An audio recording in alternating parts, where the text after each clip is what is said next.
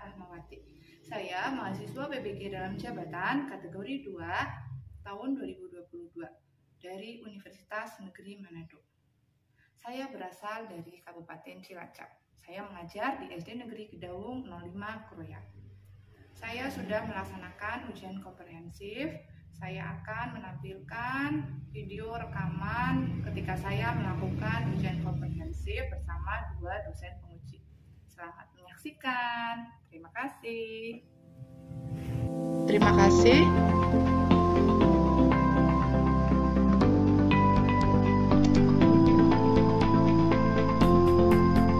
Materi kelas berapa? Kelas 4, Pak. Ya. Ya, bab 2 tentang wujud zat dan perubahannya. Materi pokoknya itu tentang perubahan wujud benda. Ada karakteristik peserta didik di usia kelas 4 menurut Piaget. Ya. Kamu bisa menjelaskan teori Piaget? Teori Piaget itu ada 4. Yang pertama itu sensori motor, kemudian yang kedua tahap praoperasional, terus operasional konkret, dan operasional formal. Kalau kelas 4 berarti masuk di operasional konkret, Pak. Karakteristik yang menonjol apa? Karakteristik yang menonjol, karakteristik siswanya ya, Pak? Ya. Karakteristik yang menonjol berarti untuk bisa bekerja sama dengan kelompoknya. Ya, sudah bisa diajak bekerja sama. Ya. Karena sudah egonya mulai berkurang. Kemudian sudah memiliki kemampuan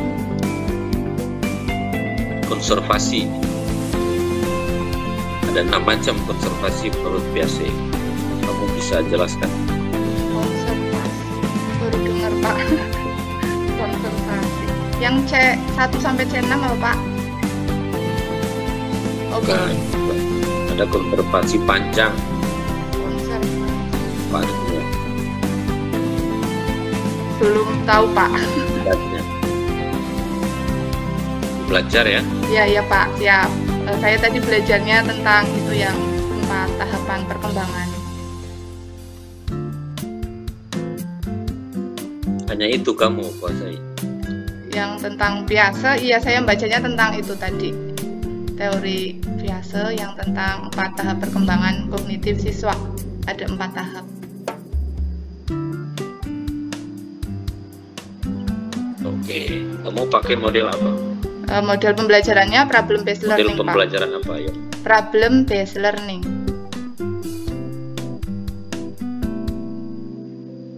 Fase 1 apa? Fase 1 itu mengorganisasi, memberikan masalah pada siswa. Pemberian masalah. Masalah apa yang diajukan? Yang tadi pertanyaan pemantik yaitu tentang mengapa es krim bisa mencair, seperti itu. Pertama saya mengajarnya seperti itu, Pak.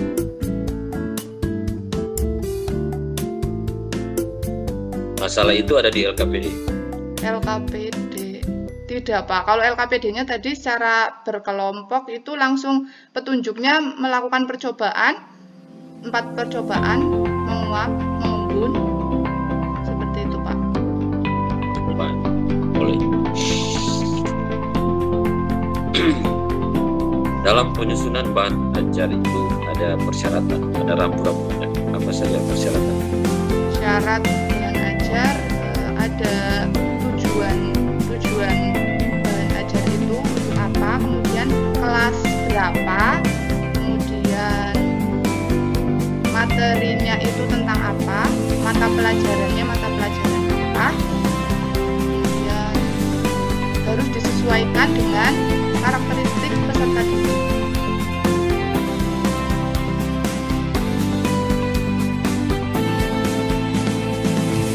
Ada juga lembar kerja di dalam bahan ajar itu. Kemudian ada petunjuk dalam menggunakan bahan ajar tersebut. Dan terakhir ada evaluasinya.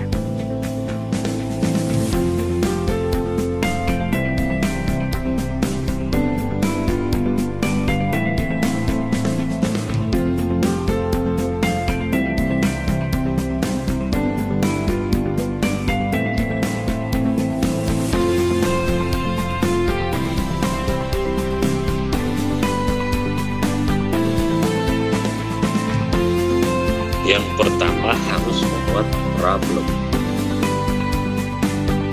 Harus membuat problem solving. Harus membuat pemecahan masalah.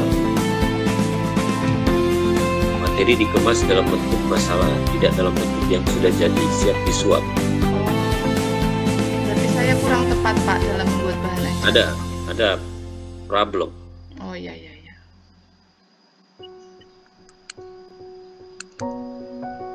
Kalau ada problem, maka akan memunculkan penalaran. Itu yang kedua. Yang ketiga, kamu muatan materinya apa? Muatan materi perubahan wujud benda Pak.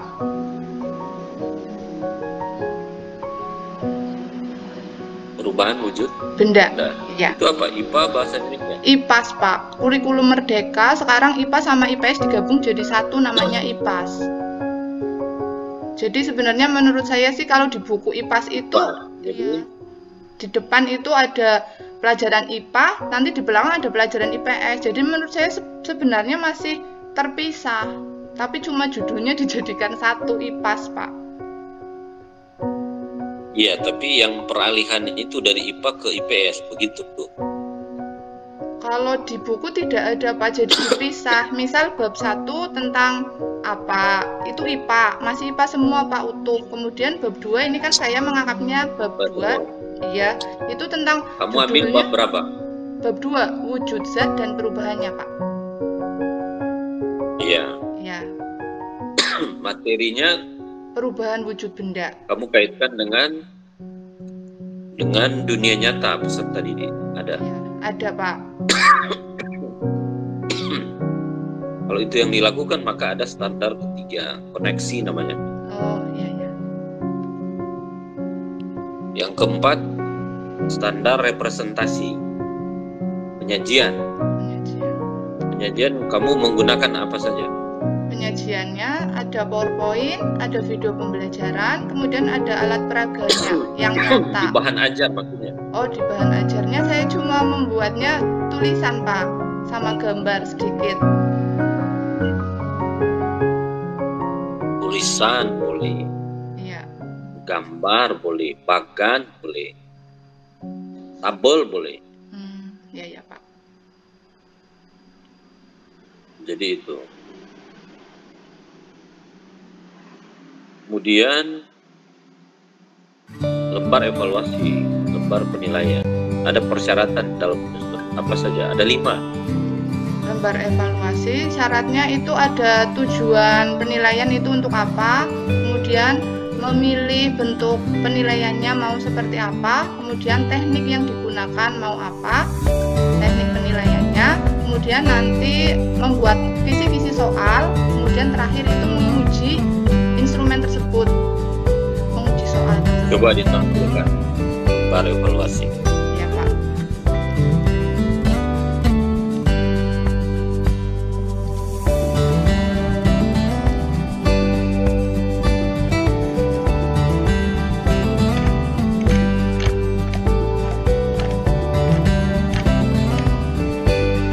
Ini Pak, soal evaluasinya saya membuat 6.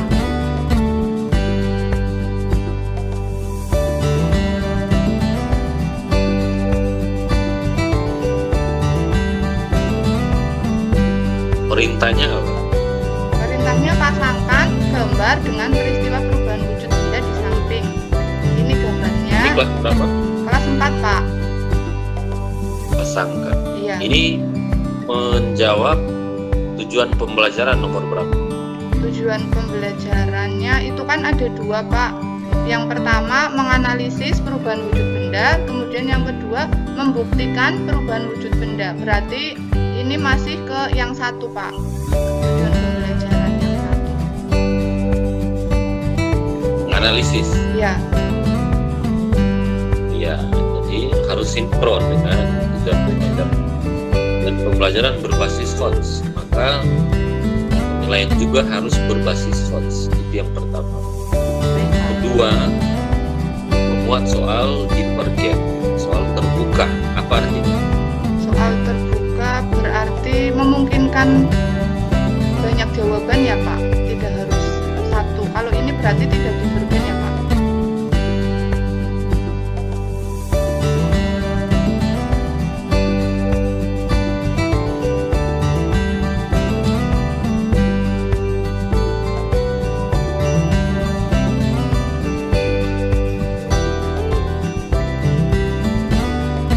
Salah betul Pak.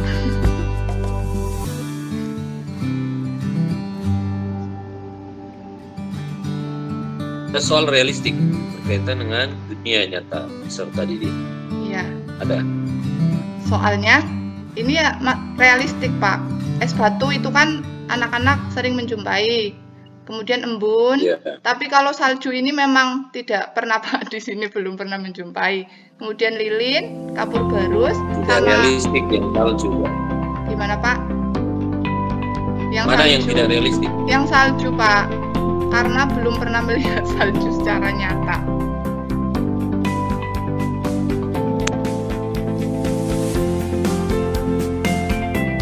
Bentuk soal harus bervariasi. Ada. Tidak Pak, cuma ini bentuk soal yang saya buat, cuma memasang. Tidak sesuai standar, tidak memenuhi syarat. Iya, iya Pak. Soal harus multi penyajian, berdasarkan gambar boleh, berdasarkan tabel boleh. Oke, itu saja dari saya. Ya, baik. Terima kasih Pak. Silakan Ibu dosen.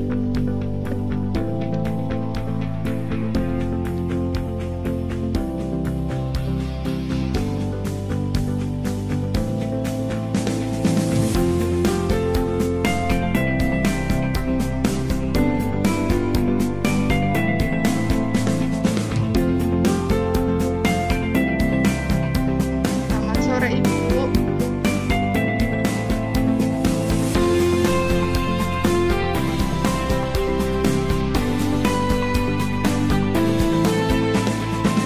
Ya, selamat sore Ibu Rahmawati ya. Iya Bu. Ibu asal mana Ibu? Ibu dari mana? Di Cilacap Bu, Jawa Tengah. Oh, oke.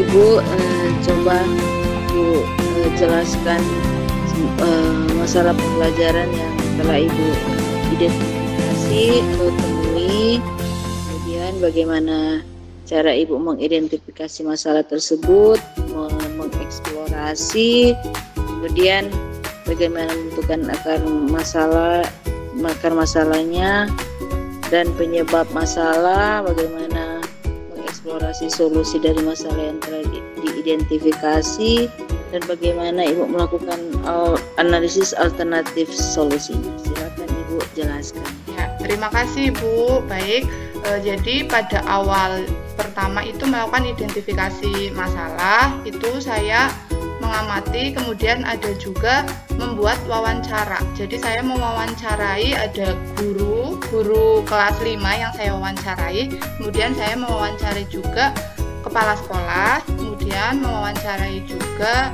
pakar pendidikan yang saya ambil itu guru penggerak. Kemudian dari wawancara ini dan dari pengamatan yang saya jumpai di kelas, itu saya menemukan beberapa masalah. Masalahnya ada yang terkait dengan literasi, itu masih rendahnya minat baca peserta didik. Kemudian ada masalah tentang numerasi, masih ada miskonsepsi antara pengurangan dan pembagian. Kemudian ada juga masalah tentang pembelajaran HOTS, siswa belum memahami soal-soal HOTS. Kemudian ada juga kurangnya penerapan model pembelajaran inovatif yang dilakukan oleh guru. Kemudian untuk masalah komunikasi atau pembangunan relasi itu masih kurang. Misalnya guru dengan siswa itu kadang kurang dekat, dan dengan orang tua siswa juga guru masih jarang melakukan kunjungan ke rumah-rumah. Kemudian setelah mendapatkan beberapa masalah tersebut, kemudian menganalisis bagaimana caranya untuk menentukan akar penyebab masalah-masalah tersebut. Ada juga dari pihak guru, ada juga akar masalah yang dari pihak siswa sendiri. Kemudian melakukan eksplorasi akar masalah ini, saya juga melakukan wawancara. Selain wawancara, saya juga melakukan kajian literatur, yaitu dengan melihat jurnal-jurnal ilmiah yang terkait dengan permasalahan yang saya angkat tersebut. Kemudian setelah itu saya menentukan akar penyebab masalah yang paling mengakar, yang paling membuat masalah itu bisa muncul. Setelah tahu akar masalahnya, kemudian melakukan analisis alternatif solusi. Nah, untuk melakukan analisis alternatif solusi, saya juga melakukan wawancara, yaitu kepada guru, kepala sekolah, pakar, dan juga saya melakukan kajian literatur. Dari masalah-masalah tadi, alternatif solusi yang saya temui, yang saya dapatkan dari hasil wawancara dan kajian literatur, yang pertama itu analisis alternatif solusinya itu bisa menggunakan pojok baca, bisa menggunakan bahan literasi, bisa menggunakan kartu cerita, bisa menggunakan buku cerita bergambar. Kemudian untuk yang masalah kedua, alternatif solusinya itu bisa menggunakan project designing, kemudian bisa menggunakan papan pintar Pancasila. Jadi ada medianya sehingga siswa nanti bisa lebih bermakna dalam pembelajaran.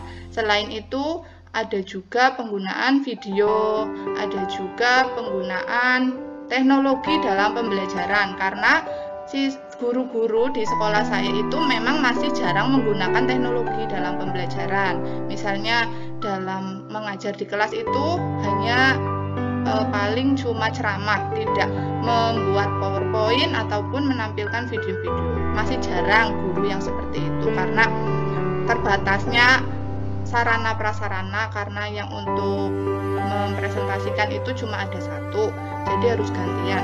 Kemudian juga untuk model pembelajaran inovatifnya itu masih kurang. Ini alternatif solusinya bisa dengan melakukan, guru-guru bisa mengikuti diklat agar bisa memahami tentang model-model pembelajaran, sehingga kalau sudah paham nanti bisa menerapkan dalam pembelajaran di kelas mereka masing-masing. Ya, mungkin seperti itu Ibu untuk penjelasan dari awal sampai akhir. Akhirnya saya menentukan solusi dari beberapa masalah-masalah yang saya temui.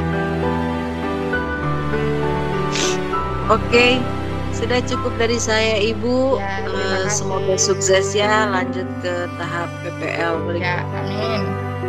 Oke, Terima kasih. Oke, selamat sore. Sore Ibu. Ya.